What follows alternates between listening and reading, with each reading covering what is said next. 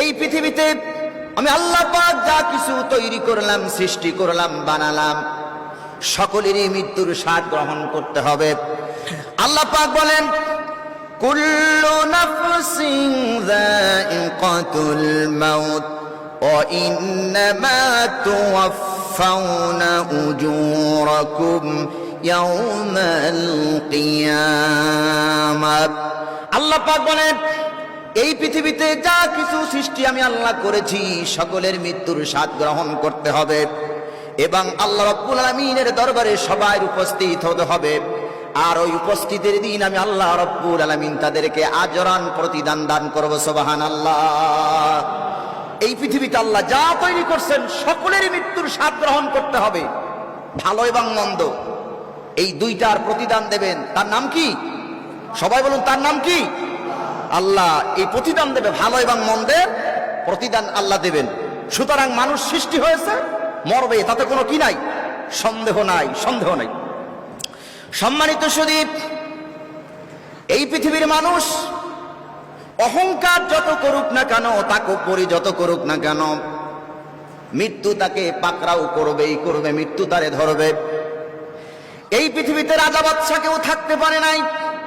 ধনী বলেন, গরিব বলেন, আমির বলেন, ফকির বলেন, কেউ পৃথিবীতে থাকতে পারবে না। এটা থাকার জায়গা নয়, এটা হলো অস্থায়ী। স্থায়ী জায়গার নাম হলো পরকাল।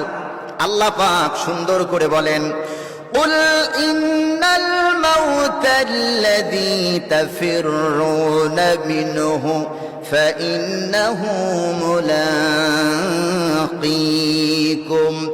হে নবী, আপনি বলুন, তোমরা যেই মৃত্যু থেকে পালায়ন করতেছ, মৃত্যু থেকে তোমরা পালায়ন করতেছ, শোনো, এই মৃত্যু তোমাকে পাকড়াও করবে। ফাইন্নাহু মুলাকীকুম, মৃত্যু তোমাকে ধরবেই ধরবে, মৃত্যু তোমাকে সাক্ষাৎ করবে, মৃত্যু তোমাকে ধরবে, তাতে কোনো সন্দেহ নাই। আল্লাহ পাক বলে, এই মৃত্যুর ভয়ে তুমি যদি পালাও, মৃত্যুর ভয়ে তুমি যদি পালাও, কোথাও পালাইতে পারবে না, কারণ তুমি যেখানে পালাবে সেখানেই আমি আল্লাহ রাব্বুল আলামিনের অস্তিত্ব। জোরে কান সুবহানাল্লাহ। মৃত্যু থেকে যদি কেউ পালাইতে চায়, মনে করেন আসি বাংলাদেশ, সিঙ্গাপুর যদি চলে যাই, আজরাইলের হাত থেকে, মৃত্যু থেকে কি কেউ বাঁচতে পারবো? কথা বলুন, বাঁচতে পারবো? সেটাই আল্লাহ পাক সূরা নিসার ভিতরে বলেন, আইনামা তাকুনু ইউদরিকুমুল মাউতু ওয়ালাউ কুনতুম ফি বুরুজিম মুশাইয়্যিদা। তোমরা যেখানে থাকো না কেন, আকাশ পানে লাগিয়ে সিঁড়ি, পালাও সেথায়ও যদি, মৃত্যু তোমাকে ধরবেই ধরবে। অথবা সিন্ধুকের ভিতরে যদি লুকাও, সেখানে গিয়েও তোমাকে আজরাইল পাকড়াও করবে, ধরবে। তুমি যদি আকাশ পানে লাগিয়ে সিঁড়ি, সেখানেও যদি পালাও, সেখানে গিয়েও আজরাইল তোমার জান কবজ করবে। সুতরাং মৃত্যু থেকে তুমি যেথায় পালাইতে চাও না কেন, মৃত্যু অবশ্যই তোমাকে ধরবেই ধরবে, তাতে কোনো সন্দেহ নাই।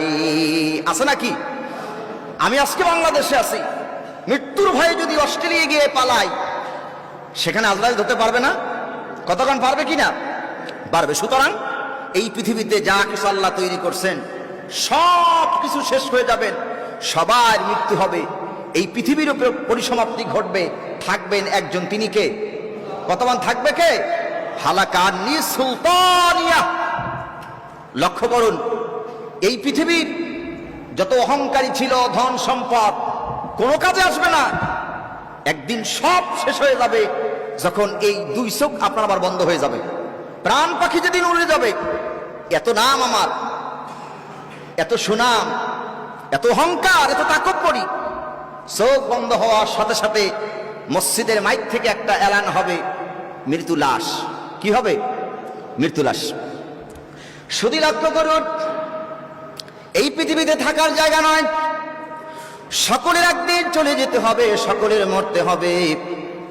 এই মানুষের মৃত্যু হলো দুই প্রকার। মানুষের মৃত্যু হলো দুই প্রকার, একটা হলো মুমিনদের মৃত্যু, আর একটা হলো বেঈমান কাফেরদের মৃত্যু। দুই ধরনের মানুষের দুই রকম মৃত্যু, একরকম মৃত্যু নয়। মুমিন ব্যক্তির মৃত্যু হয় একরকম, আর কাফেরদের মৃত্যু হয় একরকম। মুমিন ব্যক্তির যখন হায়াত শেষ হয়ে যায়, হায়াত শেষ হয়ে যাওয়ার পর আল্লাহ পাকের আদেশে মালাকুল মউত হযরতে আজরাইল আসেন। শুধু তিনি একা আসেন না, আজরাইলের সঙ্গে অসংখ্য রহমতের ফেরেশতারা আজরাইলের সঙ্গে এসে যায়, মৃত্যু ব্যক্তির মাথার সামনে এসে বসে যায়। ছোট্ট এক টুকরা কাপড়, সুগন্ধিযুক্ত সুঘ্রাণযুক্ত একটা কাপড় নিয়ে মালাকুল মউত আজরাইল এসে যায় মোমেন ব্যক্তিদের জান কবজ করার জন্য, রূহ নেওয়ার জন্য। মোমেন ব্যক্তির মাথার সামনে দাঁড়ায় অথবা মাথার সামনে এসে মালাকুল মউত আজরাইল বলে, ইয়া আইয়াতুহান নাফসুল মুতমাইন্না তুরজিই ইলা রাব্বিকি রাদিয়াতাম মারদিয়া ফাদখুলি ফি ইবাদি ওয়াদখুলি জান্নাতি।